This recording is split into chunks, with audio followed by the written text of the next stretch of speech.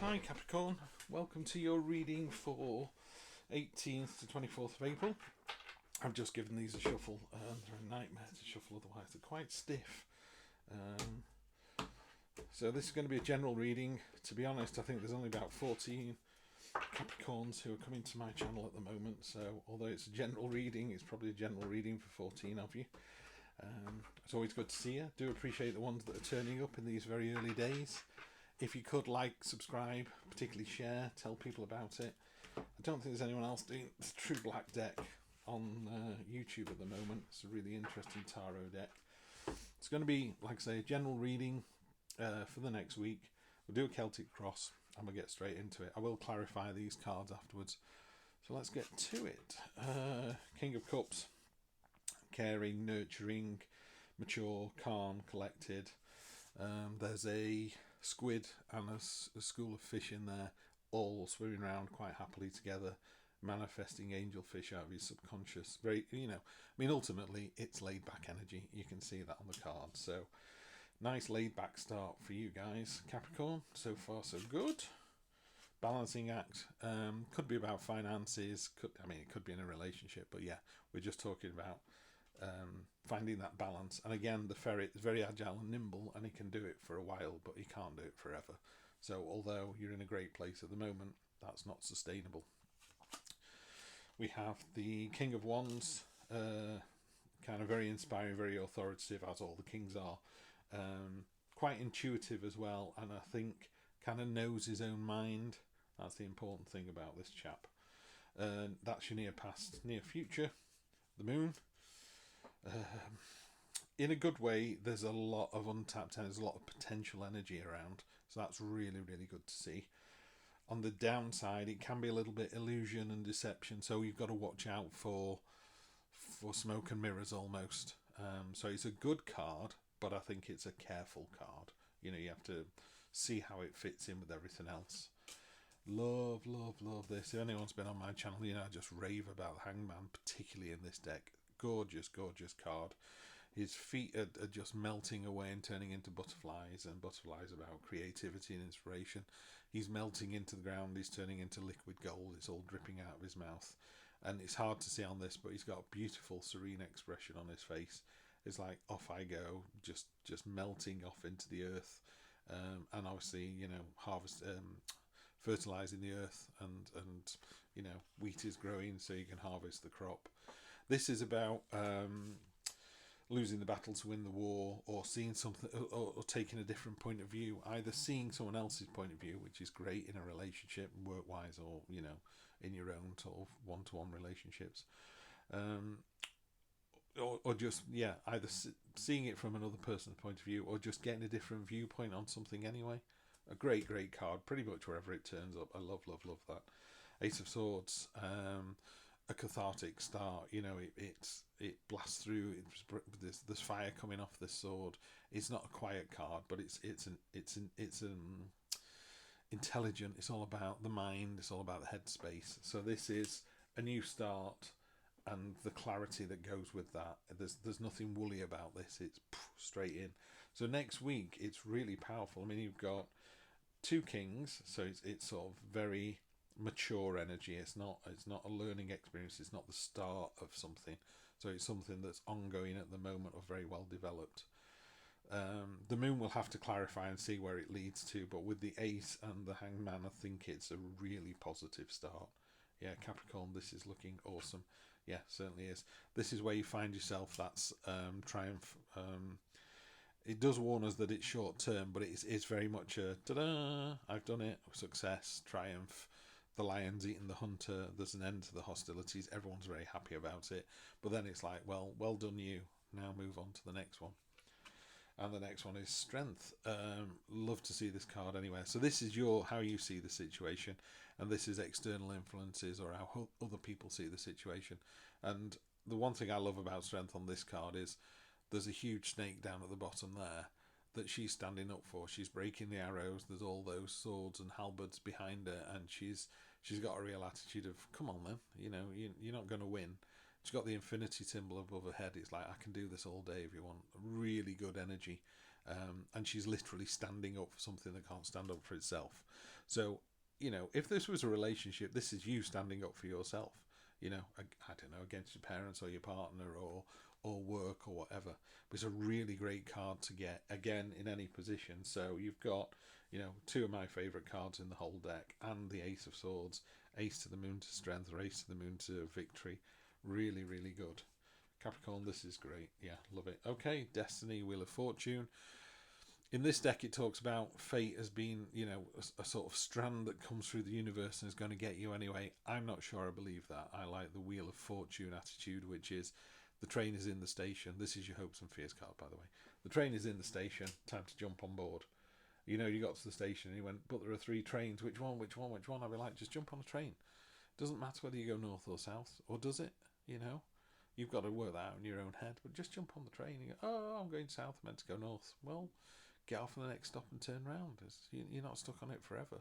We're not stuck on this merry-go-round. If you're having a bad day, it's just a bad day. You know, you're having a bad year, really? Well, you should have sorted that out sooner. You should have come to this channel sooner. We'd have sorted you out. Anyway, it's very arrogant of me, isn't it? So yeah, the very much the train is in the station, or the wheel is spinning. The idea is the wheel spins and goes, "Are you getting on now? No, okay, we go back around again." Or someone's offering you an apple and saying, "Would you like a bite of this juicy apple?" And you go, "Yes," and it was great, and it filled you up. Or you go, "No, I don't like apples," and a conversation was started. You know, it's offering you something. This destiny. It's like, I don't think it's a preordained destiny. I don't think you're born and it says you're going to be Prime Minister. I think things we do through our lives impact on the fate that we have. But anyway, it's getting a bit long-winded, isn't it? And your final outcome, 3 of Wands, had this for another reading today, not in the outcome position though. And this one is, this gull here is targeting that fish, so he knows exactly what it wants, but it's the card of leading by example. So again, I don't care whether this is about a love life, or whether this is work, or whether this is financial, or whether this is buying a new house or a car. This is the leading by example card. That's really, really nice to see there. So it's really pretty positive, actually. I think we'll clarify a couple. I want to clarify the moon. Energy. Yeah, we can stop now. Energy on the bottom is the Magician. Anyone who comes to this channel often enough knows that I adore this card. I mean, I adore the Magician in any deck anyway. I think of it as my card. Years and years ago, I was given the Rider-Waite deck, and my partner at the time, she said, you know, just open the deck up and just look at the cards and see which ones do anything for you. And this Magician card, or the one in the Rider-Waite deck, just leapt out at me. I went, it looks like me. That's great. This is fantastic. It looked like me then, by the way. That was 30 years ago. It don't look anything like it now. But yeah, the Magician on the bottom for the energy for the whole deck. This is the master manipulator, and not in a bad way. This is someone who has complete control of his faculties and abilities. That symbol there, as above, so below. He's got infinity again, which ties in with the strength. You know, he's like, I can do this all day. It's the first person the Fool meets on his journey. And he just tells him that you've got all that you need to do your job or to live this life.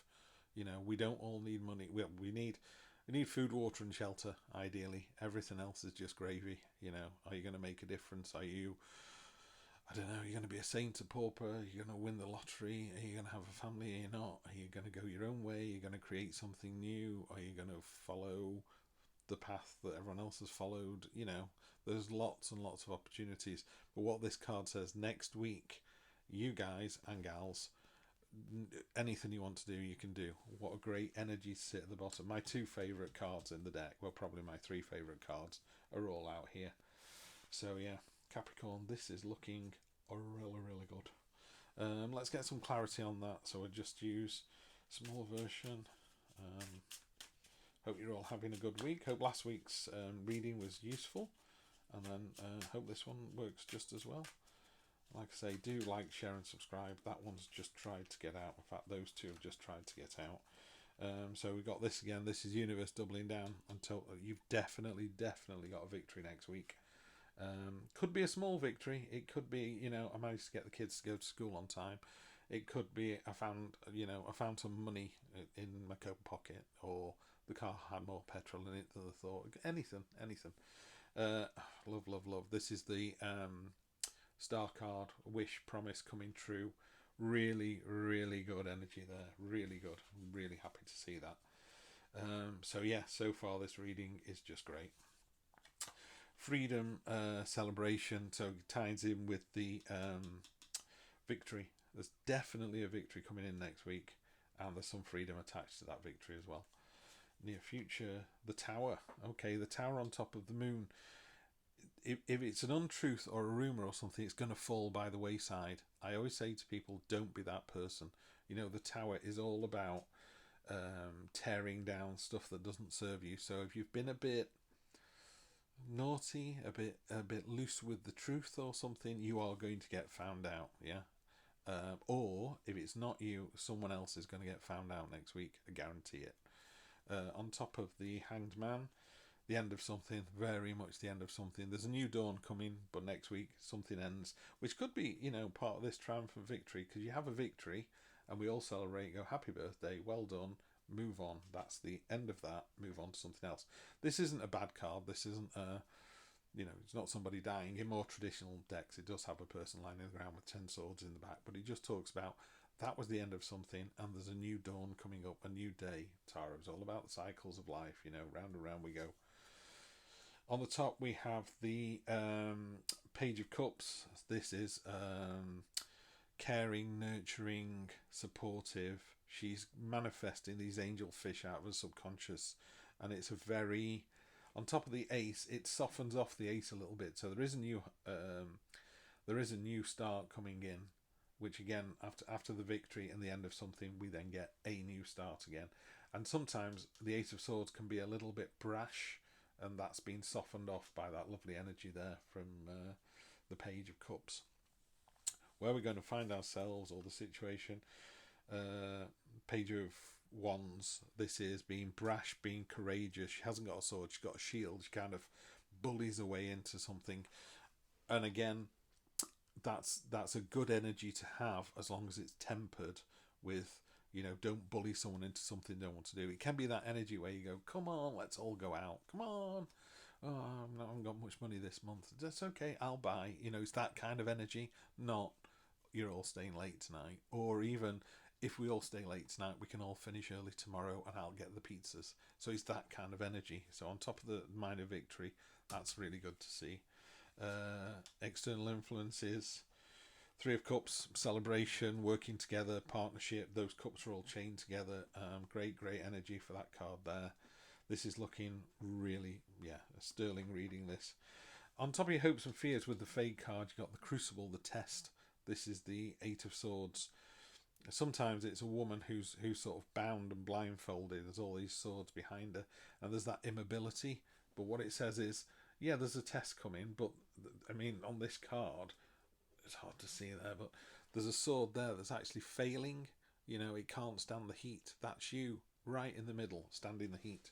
That's you, standing proud and true, and turning to molten metal and still being able to do it. Really powerful, that one. Really good. And then the Emperor. Not sure we have the Emperor in this reading already. That must have been someone else's. Not seeing the Emperor anywhere. No. Order, control, stoicism, but in a really positive way. You know, the kind of person that says, right, at 10 o'clock we're going to do this, at lunchtime we're going to do this, then we're going to move on to this. So that's the positive order and control. List making, sat on a very unadorned throne. It's a no-nonsense card, very masculine energy. So again, with that action and movement, there's definitely some... what's the word? There's definitely movement next week. But this is a really good read. Really good.